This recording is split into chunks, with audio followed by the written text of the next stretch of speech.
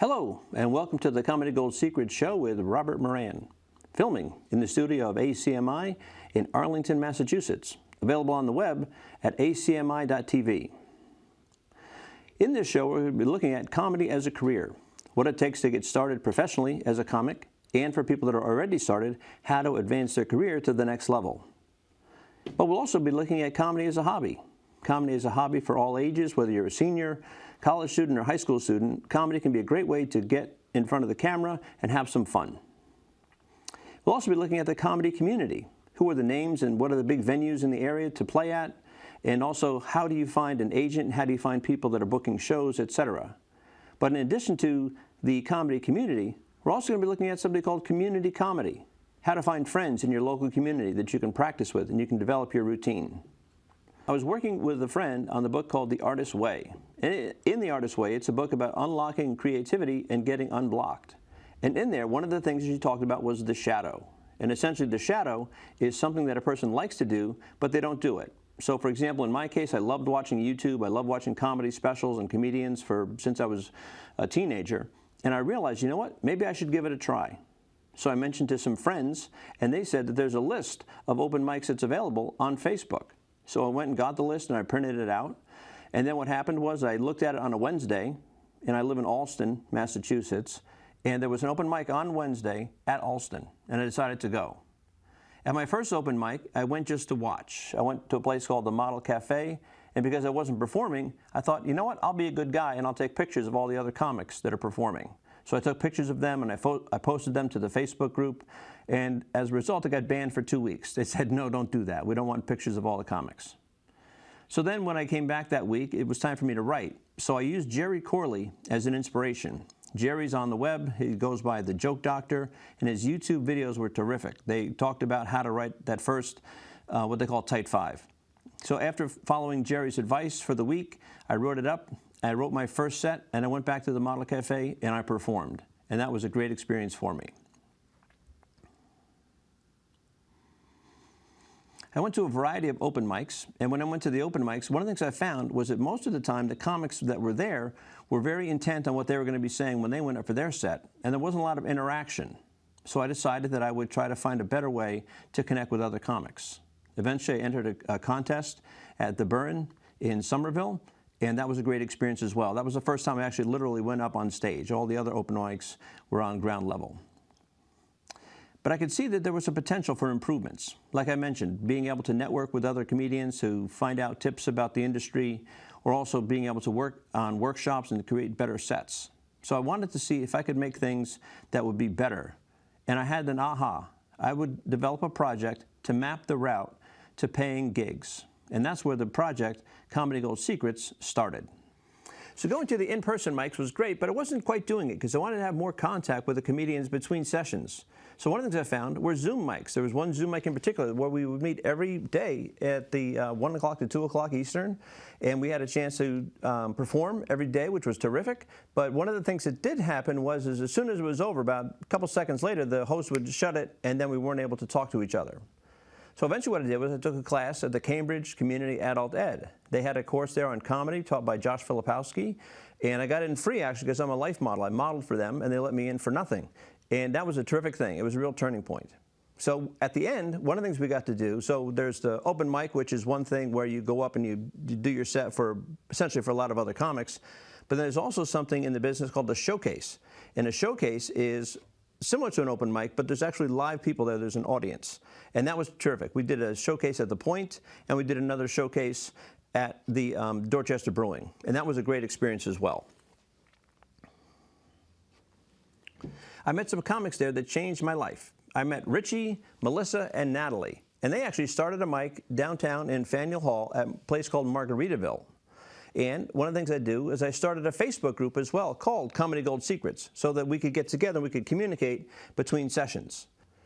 So Instagram, in my feed, it sent me something about something called Open Mic Pain with Anthony and Wayne. It was a podcast. And what happened was Anthony and Wayne, when they first started in stand-up, they wanted to get resources about how to get started as a new open mic comedian. They couldn't find any, so they decided to start their podcast.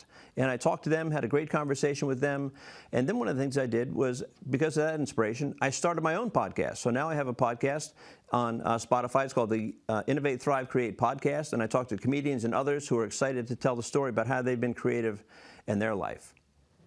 And then I talked to Josh, who was the teacher from the class that I'd mentioned, and I asked Josh, who should I talk to? And Josh mentioned that I should talk to Lloyd Legacy Sharp. And I met with Lloyd a couple times. What a terrific guy. Shout out to Lloyd for all the help. I had a lot of very basic questions and things about the industry, about how it all works, and Lloyd was very generous with his time, and he told me all about it, which I appreciated. So when it came time to think about this show, there were some inspirations that came into mind. Some of the inspirations for the show, Mr. Rogers' Neighborhood, Bob Ross's The Joy of Painting, Julia Child's French Chef, Sesame Street, and the Steve Katsos Show, which was actually filmed here in Arlington. In the lingo of TV, think about this. Fred Rogers, Julia Child, Bob Ross, and Jim Henson, and Steve Katsos decided to start a cable show about all things comedy. It's going to be an educational variety show with 3 segments per episode. Some will be in the studio, and some will be done out on remote locations. The show is a comedy-themed educational variety show with 3 segments per episode, both in the studio and some will be out, special remote features. Why? Well, one of the things is on a journey like this, there's the inspiration, but then there are obstacles. And the mission of the show is to inspire, instruct, and demonstrate comedy as a satisfying hobby for Arlington residents of any age, and also to map out the path to comedy as a career. So here are some of the segments that we have envisioned for the show. One is going to be Mr. Robert's Comedy Neighborhood, taking a look at comedy from a very loving and wonderful Fred Rogers type of a view, a very respectful parody of Mr. Rogers. Another segment we're thinking about are comedy writing contests. In the way it's envisioned now is there will be 9 people that are going to compete. There will be 3 teams of 3. And during the show, we'll give a writing prompt. They'll go off and they'll work independently in their 3-person teams and come back and perform the jokes that they come up with. And the audience will actually vote on the winner, 2nd, and 3rd place winners. An opening monologue, that I will be doing a monologue for the show, and that'll be written by volunteer staff writers that are looking to get some experience writing for a comedy show. Another thing is going to be guest interviews. We're looking forward to bringing guests in at all different ages and stages of their comedy career, being able to talk to them about what they've encountered, what the hurdles were, and how they overcame them. Another one is the Arlington Senior Center. We're hoping to do a comedy class at the Arlington Senior Center, and then when we are finished, that we can televise the final class and let them get on TV. Televising open mics and comedy shows around the area, taking a remote camera out and going and televising those.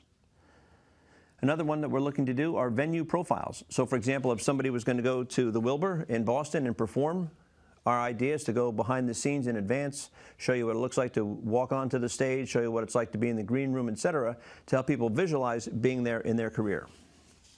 Another one are celebrity interviews, so finding people that are celebrities. So for example, if somebody that's a big name headliner comes to Boston and they want to come on and do a segment here, we'd love to do that, or maybe we can go to them right at their venue before they go on or afterwards and have a chance to interview them and be able to hear from headliners.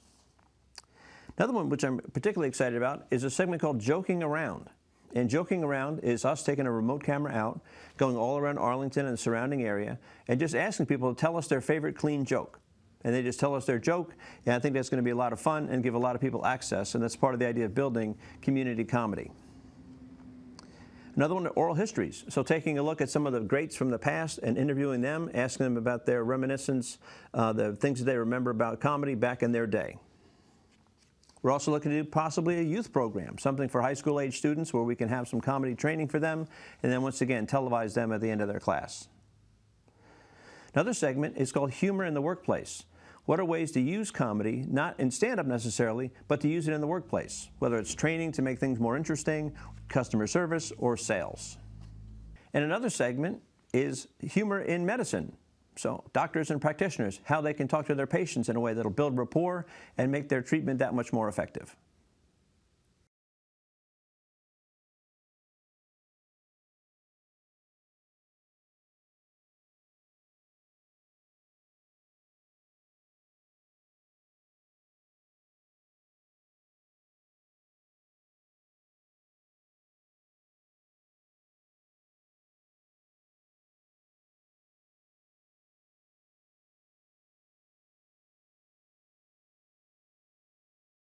ACMI productions are only made possible with your support.